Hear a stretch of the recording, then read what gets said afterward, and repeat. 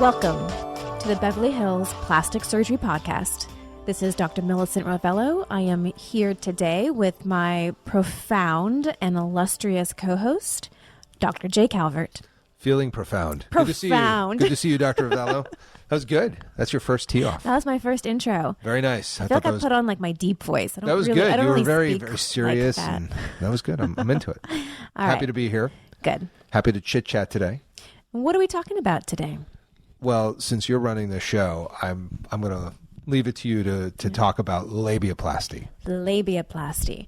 So labiaplasty is surgery of some kind to the labia, and it can be the labia majora, which is the outer part of the labia in women, or it can be the labia minora, which is the inner part of the labia in women. Right. We're talking about definitely pelvic surgery in women. In women. Not to be confused with labia, lips. We're not doing surgery of the lips of the face. These lips. No, not the face lips.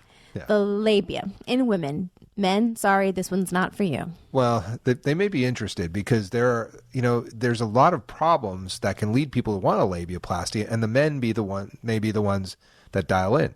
For instance, one of the biggest issues is pain with intercourse, and so men may notice with their partner that they're having pain or something and could ask about it. So I don't think the men should tune out completely, but this is a real problem, and I've done loads of labiaplasty over the years because it's kind of like an add-on for me, more so than a primary. Although I have had patients, as we were talking about, fly in for this operation with me, even though I don't even have a section on it on my website.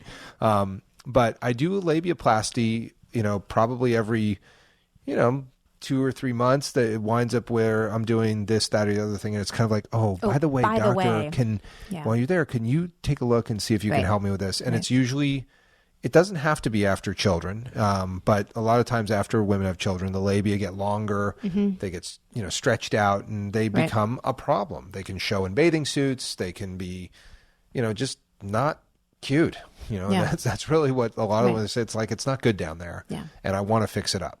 And so there's a lot of options in terms of doing labiaplasty and monsplasty, which kind of goes with it. The mons being the skin above the whole vulva area where you can just get kind of puffy or not. I think it's called a fupa. Are we allowed to say that? You can, but we're not going to define what that is. Google search it, and that's it. And that's what it is. By the way, I saw that on the OR schedule one day. No way. I swear to God, a fupa-plasty. Put on the schedule, and that's bad. I was like, "Do you know what this stands for?" And they're like, "No, it just got booked that way." I was like, "Oh my God, really?" So anyway, we won't define it. We'll call it a monsplasty. Monsplasty is the term that I use, and by the way, very, very great operation. I love that one. I love that. They're really important. In terms of female surgery, I think that these things are they should be talked about more, because while you're doing something else, like a tummy tuck and a mommy makeover, this can be a really key part. This is very much part of it. And a lot of the reason is people just don't know it's an option. Totally. I mean, I'll talk with my girlfriends about it, and they say, oh my gosh, that's something that you can do something about. Or they'll be like, I never really thought about that. Do I need that? So there's a lot of just A, not knowing it's an option, or B, not knowing that it's even a problem. And when I say problem, I have to be very specific. When we're talking about problems, I'm actually referring to it as a functional problem, like you suggested.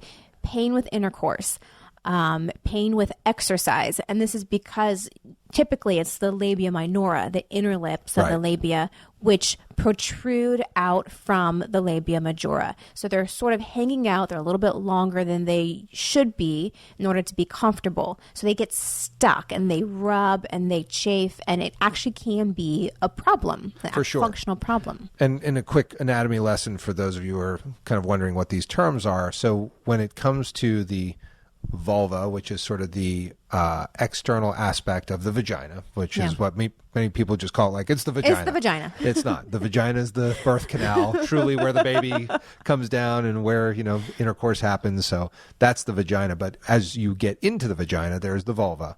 And this is the area of the labia majora, which are the external lips of the vulva. Like where there's hair. You'll have hair growth. Typically there's hair growth, right? And then the labia minora, which are hairless, and usually that's usually what gets long, and people have experience pain with intercourse and don't like that they're long and they show in bathing suits, etc. And then there's the clitoral hood, so the clitoris, which is a very sensitive aspect of the female anatomy, and then the clitoral hood, which can also be too much skin and need to be reduced as well. And any of these areas can be operated upon. In terms of and then above that being the skin of the mons, which can especially after C-sections, where there's a scarring. I think there can be not only is it just that the skin gets droopy, but I think there can be like lymphedema. There is, and I've seen this, and I've taken care of it. So you can wind up needing to do liposuction of the mons, a C-section scar with excision. And then doing, reduction, literally reduction of the labia majora, reduction of the minora, and then sometimes you got to bring in the OBGYN and do an anterior and posterior repair of the vagina itself. So all these things, are options in terms of rejuvenating the whole region of the pelvis, your labiaplasties, etc. The labiaplasty itself, though, is a great operation because it's pretty easy to do, number one, although there are some artistic points to it that I think are really important. Yeah. And I think, though, that the healing part is not terrible. No, but you do have to dedicate some healing time for it. I have some people that think that it's not that big a deal and they can just hop up and travel or go back to sports, whatever.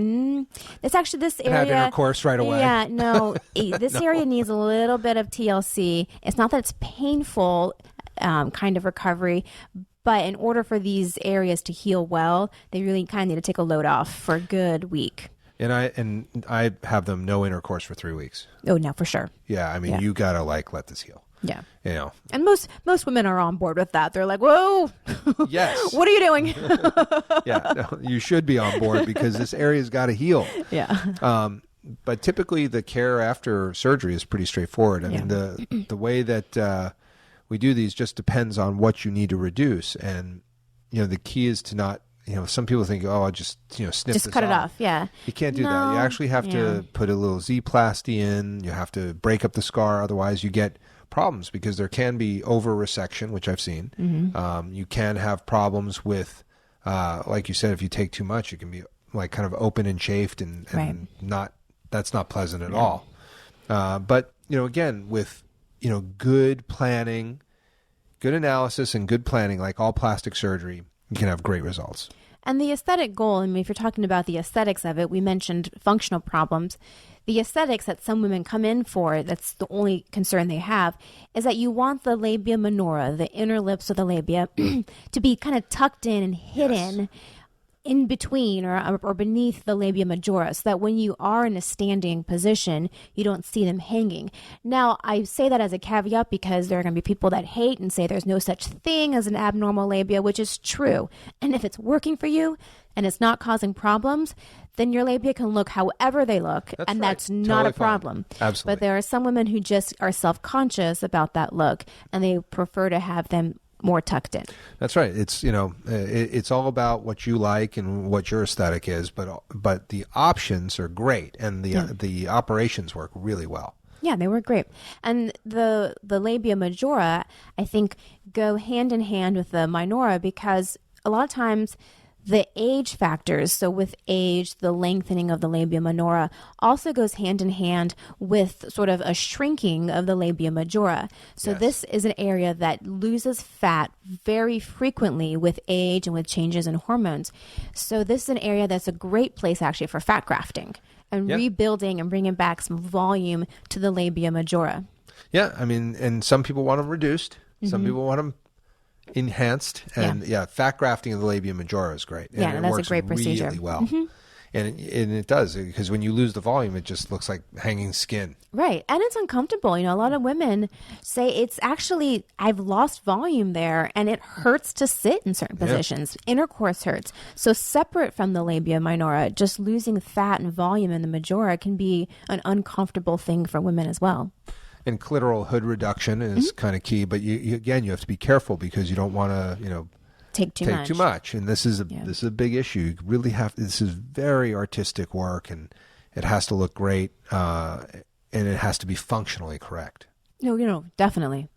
But I think that it's when done well, like you said, it's a very satisfying procedure. It can be done as an add-on. I think it's a great add-on for mommy makeovers. If you're already in there, Totally. post-baby, having your tummy done or having the breast done, this is an excellent thing to add on. But it can also be done on its own. It can be done awake. I've done these awake, and patients do quite fine. They do okay with them. They come in, you can numb up the area with some topical cream, and then once that topic surface area is numb, then you can do some local injections. And by the time, that they're nice and numb, they're good to go. Absolutely. And for me, they're a good add-on to a rhinoplasty because that's usually what I'm doing. So it's just kind of the way it works. Yeah. That's my practice. It's like an add-on, and what can you do? I think that knowing about it is definitely half the battle. Getting that message out there. Knowing that there is no right standard way for a labia to look, but if yours are bothering you in some way, there are options to fix it. Well, I think that about covers it. You have any other comments you got to put on that one? No, I think we got it. All right. Well, why don't you take us out since you took us in? This is the Beverly Hills Plastic Surgery Podcast coming to you from the 90210. The Beverly Hills Plastic Surgery Podcast is brought to you by Rock Spa. This is MediSpa, located both in Beverly Hills and Newport Beach, providing services such as Botox, fillers, lasers, and all therapy, as well as hydrofacials and all the aesthetic products you could possibly need. It's run by the medical director, me, Dr. J. Calvert. Rock Spa Beverly Hills is located at 120 South Spalding Drive in Suite 340, Beverly Hills, 90212. The phone number there is 310-777-0496, and Rock Spa Newport Beach is located at 1617 West Cliff Drive, Newport Beach, California, 92660. The phone number there is 949-644-1111. You can go to their respective websites, rockspanewportbeach.com or rockspabeverlyhills.com. Rock Spa was created to help my patients maintain their aesthetic beauty in between whatever operations they have throughout their lives. It's something that allows patients to come in, get their facials, skin treatments, take care of all the Botox fillers and lasers that they need to keep up their beauty. And if they've invested in any of the aesthetic operations I perform, it's the way to maintain those operations. If you mention this podcast, you will get the members' pricing for your hydrofacial.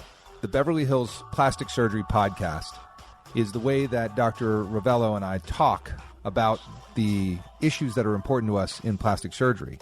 But there's nothing better than getting to take care of our patients and do plastic surgery. Our practices are located in Beverly Hills, and I also have a satellite office in Newport Beach. You can learn about my practice at drcalvert.com, and you can reach my office by calling 310-777-8800, and that will get you an appointment either in Beverly Hills or at the Newport Beach office. My practice is located in Beverly Hills. Our office phone number is 310-954-1355. You can also contact us directly through the website, which is roveloplasticsurgery.com. We look forward to seeing you in the office for some aesthetic tune-ups.